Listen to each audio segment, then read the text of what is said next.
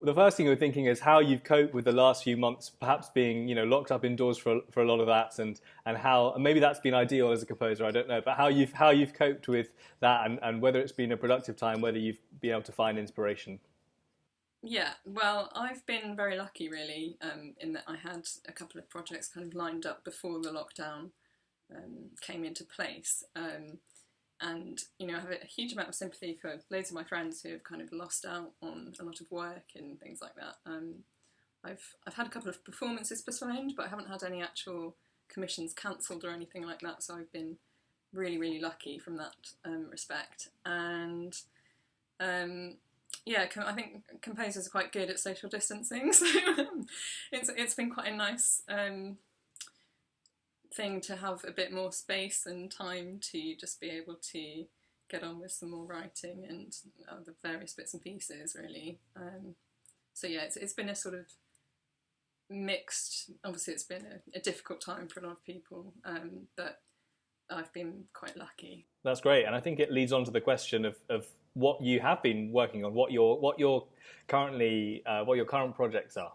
So I've just finished a piece for two really wonderful singers. So it's Helen Charleston and Mike Craddock, and they're doing this kind of isolation songbook project, which I was delighted to contribute something to. And it's actually one of the first secular pieces that I've done in a really, really long time. And it's quite a naughty text, so and I had a lot of fun setting it, and it's words by Gareth Matty, and yeah, that's been really fun. I also, prior to that, I did a sort of reworking of Purcell Hear My Prayer, which is obviously slightly intimidating, but I enjoyed doing it. Purcell Hear My Prayers, because it's famously a piece that people think is unfinished, is that right? And so it's kind of ripe for... Yeah, I mean, it's just wonderful, isn't it? So it's sort of something that anyone would love to have a go at doing something with it. Is there anything that you would say you're going to take from this time of isolation for the future? Something that's helped you to work or to focus or anything? Has it been a different kind of process for you composing? I think in a way it has, because there's just been less distractions. I think, like many quite young-ish musicians, a lot of us have several different jobs at once, and it's been a slight sort of blessing in a way to not be doing some of those, and to really have the time to kind of focus on one thing at a time. Oh, cool. I'm interested in how you compose. As in, do you sit at the piano first, or do you sit with the paper, or do you just sit with your mind? Are you outside, or? So I always write on paper, and putting things onto the computer and making them legible is always the last step of the process. But I do write at the piano or at Casio keyboard in this in this case, and I think I do kind of spend some time thinking about what I'm doing when I'm kind of, if I'm going for a walk or something, I might sometimes just, it kind of gets stuck in your head and you can play things over in your head, but most of the time I prefer kind of just kind of improvising things at the piano, and then something will inspire something else and it all kind of happens. Do you ever have that kind of format. Do you take a notebook with you when you're going for a walk, or if you're away from the piano? This is something that I've been saying that I should do for decades, and I do sometimes kind of think of things and then I wish I'd written that down. I suppose you could sing it into your phone. That's actually more of the modern. That's actually a very good idea. Yeah. What I was going to ask is so as a musician, your background is, because so you I think you obviously talked about using kind of piano improvisation to help with your composing, but you're also a singer as well, or have sung in choirs quite a bit, and so I was wondering what your kind of your musical journey was. That what was your entry point into choral music? I guess is what I'm really asking. So I think it really did start quite young for me, in that I sort of grew up in a cathedral close environment, and I used to sing in the Gloucester Cathedral Youth Choir as soon as I could. Really, at that time they didn't have girl trebles, so I couldn't sing as a chorister. I know, but I joined the youth choir as soon as I could, and I think just that building is, it's such a special place, and the acoustics insane, and just the music in there, singing services. I think that really had a kind of formative influence on my musical sort of upbringing, and that makes complete sense to me. The idea of, I'm particularly obsessed with spaces and acoustics, so I can particularly imagine the singing in Gloucester Cathedral as a teenager, if we're talking that kind of age, it's just an amazing kind of place to kind of cut your teeth in that world. Yeah, that's great. That's fascinating. And I should also say I'm also an alumnus of the Gloucester Cathedral Youth Choir as well. So I didn't really have that in common. Yeah. So when you, I was just going to talk to you about the piece Media Vita that you wrote for us. When you were writing that, were you thinking about that kind of acoustic that you grew up with and fell in love with at I think so, yeah. I just love, buildings with great acoustics, and I think there's a lot of music that you can kind of hear the building inside the music, if that makes sense. I suppose with that piece, now off the top of my head, I can't actually remember where you first performed it. Yeah, so the first performance was at St Sepulchre's in Holborn in London, which does have a fantastic acoustic actually. It's sadly not used at the moment not many places are being used, but it doesn't get used for much choral music right now. But it certainly was for a long time a kind of preferred place, I think. In a similar way to Gloucester, it's kind of like the acoustic is almost like an extra instrument or something. It makes the music sound even better than... It certainly makes the choirs sound better, definitely. Yeah.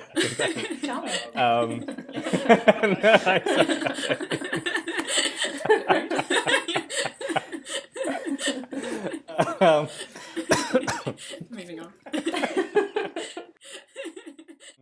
Yeah, so I was thinking back to thinking of the performance and the piece that you wrote for us in 2015, and thinking about the circumstances of that. The whole idea behind that project was that it was quite an odd one in a way, because it was the project was really about the anniversary of John Shepard's birth. So it was in theory it was 500 years and since the kind of approximate date of Shepard's birth, because we don't know exactly when John Shepard was born, but I felt it seemed mean that he didn't get to have a birthday party, so we kind of threw him one, and so we asked 4 composers, of which Kerensa was one, to write a piece that would kind of sit alongside one of Shepard's pieces, and I think almost as soon as we'd talked about this, you nabbed Media Vita as the piece that so I just thinking about this, I don't know, was there something about that text that kind of appealed to you, or I don't know what it was?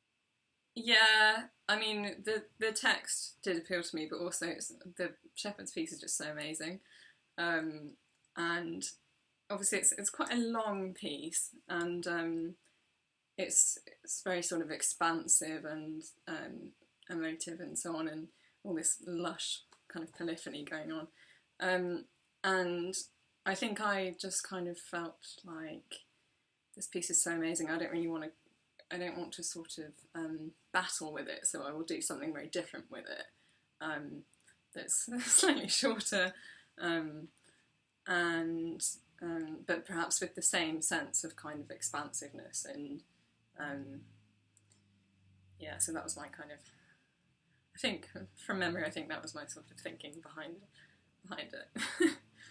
Yeah, no, that makes sense, and I think you can hear that in the piece. And what we're going to do is give people a chance to hear some of that actually at the end of this. But I think we'll try and make it as tantalising as we can until that actual moment they get to hear the piece. But yeah, no, definitely, I think people will hear that connection. If you know the John Shepard piece, you'll definitely hear that kind of expansiveness in Kerensa's piece. Also, exciting musicology news update is that David Skinner and Alamire have just released a new version of Shepard's Media Vita, which has a different structure and is much shorter than the because the Shepard's piece is often performed when it's performed it's 25 minutes long sometimes. I think this version is maybe a third of that or something. So yeah, slightly more approachable. But your piece, Kerensa, I mean, it was a relief to me because I don't think I quite knew how long your piece would be. Your piece is probably about 3 or 4 minutes. Is that right? More on the kind of practical, something that you might do at evensong with, but you still have time to go to the pub afterwards before that kind of thing. Most important part. Yeah, I think it was definitely a relief for the sopranos as well, because it's very exhausting singing the Shepard Media Vita. It's so satisfying. It's really fun, but I think it's really important that people, if you're writing something specifically for a group, that they can actually enjoy it.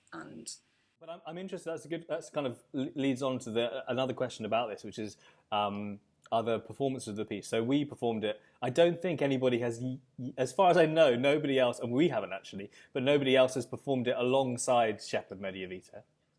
I think that's probably that's still our claim to fame. But yeah, I was wondering if other choirs had taken it on since, and if they kind of what their experience of it had been, and if you've got a chance to hear other people perform it. Yeah, I mean that's been a really nice thing about it, is that in the past year or so, I think it's had a real kind of resurgence, and Pembroke Choir recorded it for their CD. Not recently. About when was it? It was October. I went to the recording. It was good fun. And a couple of days ago, a choir in New Zealand performed it, which is really cool. And quite a few sort of the Oxbridge Chapel choirs have done it.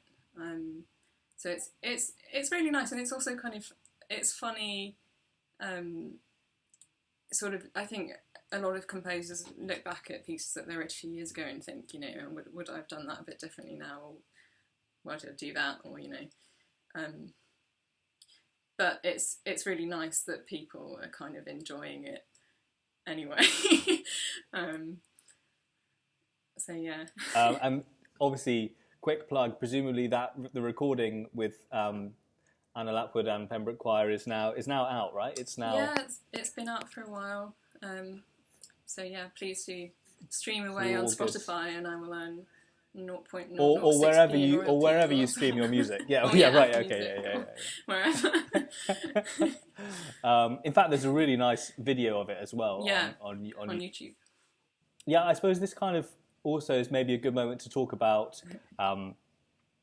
One thing that's happened quite recently, actually, during this lockdown quarantine time, is that I've been in touch with Kerensa because I've been running something quite strange and quite nerdy called the Evensong World Cup. And actually, Media Vita was I think a piece that was included in that. That was the piece. Yeah. And it somehow beat John Rutter, which I was just like. It was a big day. It was an exciting day in the competitive cup choral world. But I did notice during that time that people were kind of discovering your music for the first time, and kind of.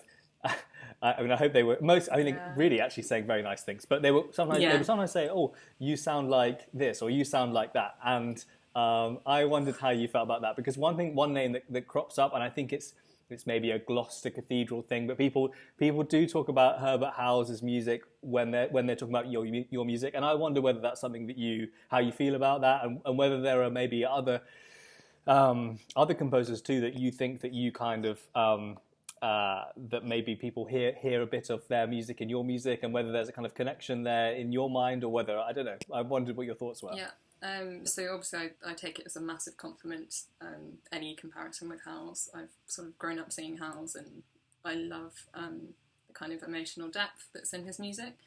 And I mean, there are just so many, a really broad sort of spectrum of composers whose music I absolutely love. And